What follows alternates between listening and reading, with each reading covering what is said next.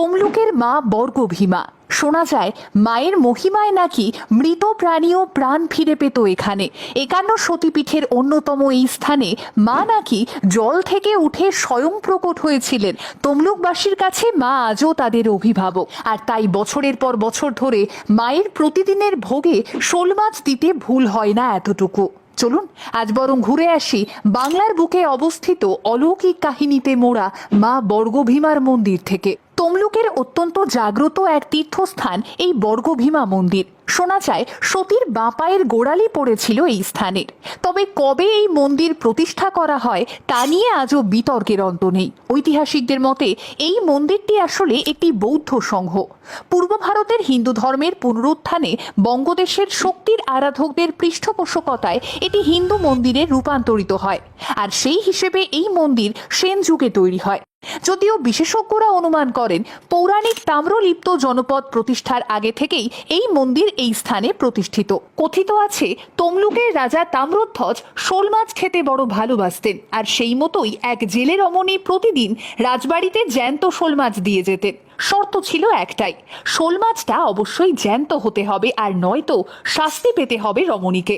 এভাবেই কাটছিল দিন। রোজই সেই জেলে রমণী জ্যান্ত শোল মাছ দিয়ে আসতেন রাজবাড়িতে। কিন্তু হঠাৎই একদিন ওই রমণী লক্ষ্য করেন তার কাছে রাখা সবকটি শোল মাছই মরে গিয়েছে।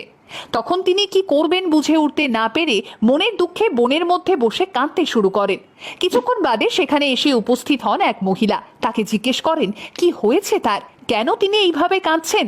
তখন জেলে রমণী তার সমস্ত সমস্যার কথা বলেন তাকে। এরপর সেই মহিলা বলেন সামনে কিছুটা এগিয়ে গেলে যে বন পড়বে সেখানে একটি জলের কুণ্ড রাখা আছে। সেই জল যদি মাছের গায়ে ছিটিয়ে দেওয়া যায় তাহলে মাছগুলো ফের জ্যান্ত হয়ে উঠবে। পাশাপাশি এও বলেন এ কথা যাতে ঘুণাক্ষরেও কেউ জানতে না পারে। জেলে রমণী সেই পথে এগিয়ে চলে এবং ওই মহিলার কথা মতোই কাজ করেন। ফলও পান হাতে নাতে বেঁচে ওঠে শোল মাছগুলো। এবার থেকে তিনি রোজ রাজাকে জ্যান্ত শোল মাছ দিয়ে আসতে থাকেন। বেশ কিছুদিন বাদে রাজার মনে সন্দেহ জাগে। প্রতিদিন এমনকি অসময়েও একইভাবে জ্যান্ত শোল মাছের যোগান কিভাবে দিয়ে চলেছেন এই জেলে রমণী। রহস্যটা কি তা জানতে সেই রমণীকে ডেকে পাঠালেন রাজা।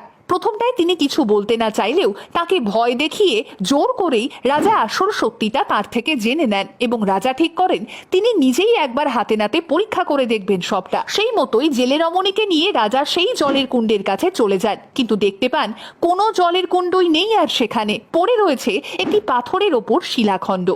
যদিও এই নিয়ে মতান্তর রয়েছে। অনেকেই বলেন রাজা নাকি সেখানে পৌঁছে দেখেন সেই জলের কুণ্ড থেকে উঠে আসছেন স্বয়ং মা বর্গভীমা, আর সেই দিন রাতেই রাজাকে স্বপ্নাদেশ দেন দেবী। তারপর রাজা সেখানেই মন্দির প্রতিষ্ঠা করেন, যা আজ দেবী বর্গভীমার মন্দির রূপে পরিচিত। সেই পাথরের ওপর শিলাখণ্ড আজও দেবী মূর্তি হিসেবেই পূজিত হয়। সেই দিন থেকেই মা বর্গভীমার ভোগের অন্যতম পদ শোল মাছের টক। মন্দিরের পাশেই রয়েছে এক পুকুর। কথিত আছে সেই পুকুরে ডুব দিয়ে যে যা হাতে পেতেন তা মন্দিরের পাশের এক গাছে সুতো দিয়ে বেঁধে দিতেন, জানাতেন মনস্কামনা, আর তাতেই নাকি পূরণ হতো ভক্তের মনোবাঞ্ছা। আজও মনস্কামনা পূরণ হলে ভক্তরা এসে মন্দিরে পুজো দিয়ে যান। অনেক বিপ্লবীরাই এখানে শপথ নিয়েছিলেন যে তারা ধর্মের পথে চলবেন এবং সশস্ত্র বিপ্লবের মাধ্যমে মাতৃভূমিকে পরাধীনতা থেকে মুক্ত করবেন। শোনা যায় সেই সূত্র ধরেই নাকি ভারতের দুই স্বাধীনতা সংগ্রামী নেতাজি সুভাষচন্দ্র বসু এবং ক্ষুদিরাম বসু এই মন্দিরে যাতায়াত করেছিলেন। শোনা যায় 1567-68 খ্রিস্টাব্দ নাগাদ দুরন্ত কালাপাহাড় ওড়িশা বিজয়ের পর বঙ্গদেশের তাম্রলিপ্তে প্রবেশ করেন, আর তারপরই ঘটে অদ্ভুত এক ঘটনা। কালাপাহাড় একের পর এক মন্দির ধ্বংস করে তারপরই পৌঁছেছিলেন বর্গভীমার মন্দিরে, অথচ দেবীগৃহের দুয়ারে এসে দাঁড়িয়েও এই মন্দির ধ্বংস না করেই তিনি শুধু দাঁড়িয়ে থাকেন।